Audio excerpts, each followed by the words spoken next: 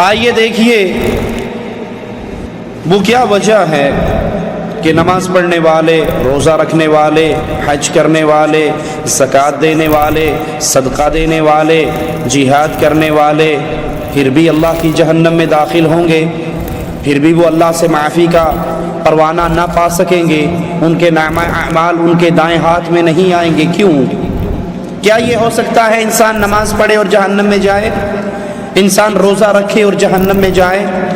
انسان حج کرے اور جہنم میں جائے؟ انسان جہاد کرے اور جہنم میں جائے؟ انسان صدقہ اور خیرات دے اور پھر جہنم میں جائے؟ کیا یہ پاسبل ہے؟ کیا یہ ممکن ہے؟ اگر آپ پہلی مرتبہ ہمارے چینل پر تشریف لائے ہیں تو آپ کا خیر مقدم کرتے ہیں، پلیز سبسکرائب کر لیجیے۔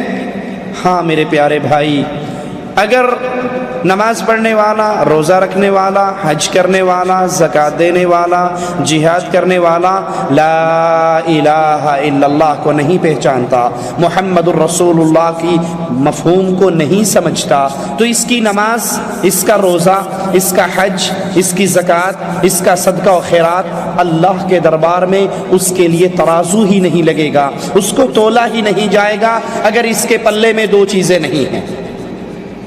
اس بات کو دوسرے لفظوں میں یوں سمجھ لیجئے، آپ جو یہ روزہ رکھ رہے ہیں، آپ حج کر رہے ہیں، آپ زکوٰۃ دے رہے ہیں، آپ جہاد کر رہے ہیں، آپ نمازیں پڑھ رہے ہیں، یہ ساری نیکیاں اللہ کے دربار میں قبولیت کا شرف کب پائیں گی؟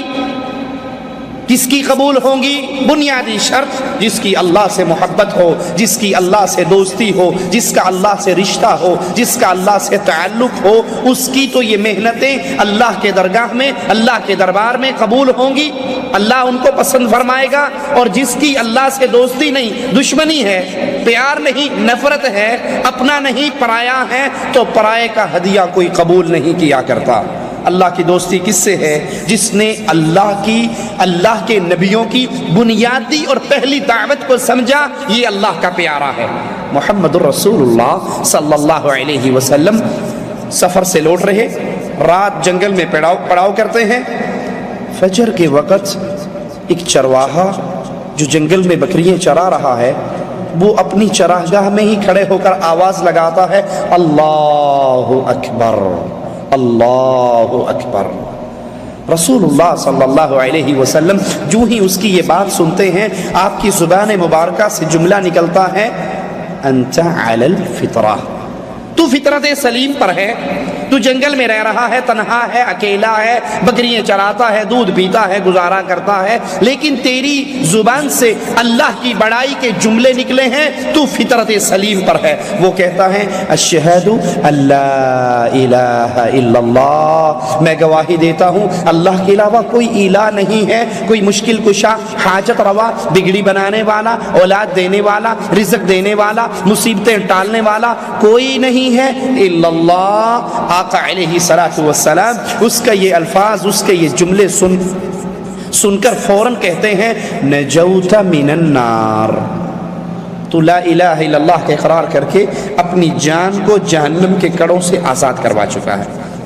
تو یہ نمازیں، یہ روزے، یہ حج، یہ کس کی قبول ہونی ہے؟ جس نے لا الہ الا اللہ کو سمجھا، دعوت توحید کو سمجھا، انبیاء کی لائی ہوئی پہلی دعوت کو قبول کیا، اس پر اپنی زندگی گزاری، اس پہ قائم اور دائم ہوا، اس کی محنتیں قبول ہیں، اس کے روزے قبول ہیں، اس کو نماز مبارک ہو، یہ وضو کر کے 2 رکعتیں نماز بھی پڑھ لیتا ہے، تو امام الانبیاء، امام اعظم فرماتے ہیں، جس نے میرے طریقے پہ وضو کی اور پھر 2 رکعت نماز ادا کی، اللہ عز و جل اس کے گناہوں کو معاف فرما دیتا ہے۔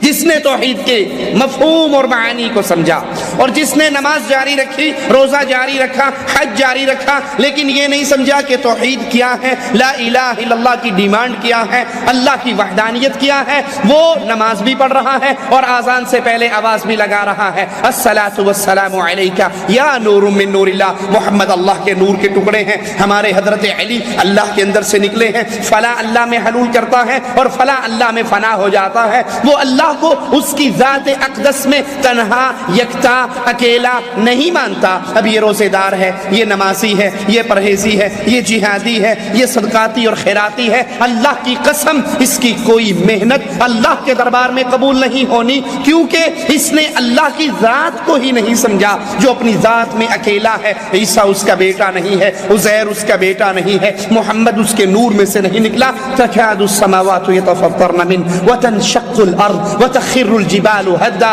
ان دعوا للرحمن ولدا.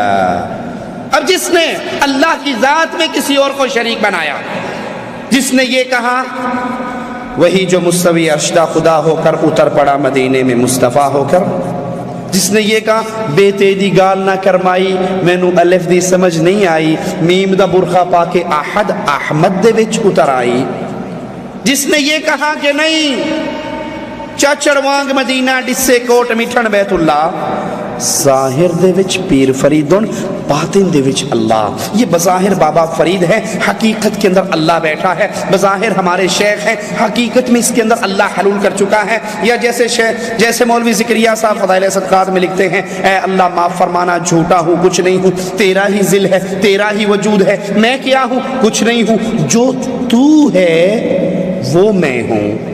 لا حول ولا قوة الا باللہ.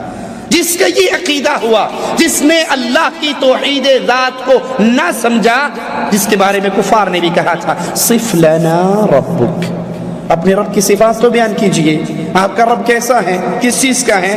تو مالک عز و جل نے قرآن حکیم کی آیات نازل فرمائی, قل هو اللہ احد, اللہ ایک ہے. لوگوں اس مسئلے کو یاد کر لو, اللہ کی قسم جیسے کفار مکہ کے دور میں اس مسئلے کو یاد کروانے کی ضرورت تھی کہ اللہ کو ایک مانا جائے, عیسیٰ اللہ کا بیٹا نہیں, عزیر اللہ کا بیٹا نہیں, اسی طرح آج پاک و ہند کی گلیوں میں اس آواز کو دوبارہ بلند کرنے کی ضرورت ہے. قل هو اللہ احد, اللہ ایک ہے. لوگوں اللہ دو نہیں ہے, اللہ تین نہیں ہے, اللہ چار نہیں ہے, اللہ پانچ نہیں ہے. آج ہماری دھرتی پہ ایک اللہ کا تصور نہیں, دو اللہ کوئی پوج رہا ہے, کوئی پانچ اللہ پوج رہا ہے, کوئی کہتا ہے لی خمسہ اطفی بہا حر الوبا مصطفیٰ مرتضی وابنیہما والفاطمہ, میری مشکل محمد علی حسن حسین فاطمہ پانچ مل کے پوری کرتے ہیں. کوئی پانچ کو الہ مان رہا ہے, کوئی پنجتن پاک کو پوج رہا ہے, کوئی اللہ اور علی کو الہ کہتا ہے, کوئی اللہ اور رسول اللہ کو الہ کہتا ہے. آج پھر ضرورت ہے اسی بنیادی دعوت کو لے کر کھڑے ہونے کی. لوگوں قل هو اللہ احد, اللہ ایک ہے. کوئی پیر اللہ میں فنا نہیں ہو سکتا, کوئی ولی اللہ میں فنا نہیں ہو سکتا, کوئی شیخ اللہ میں فنا نہیں ہو سکتا. اللہ کسی کے اندر حلول نہیں کرتا.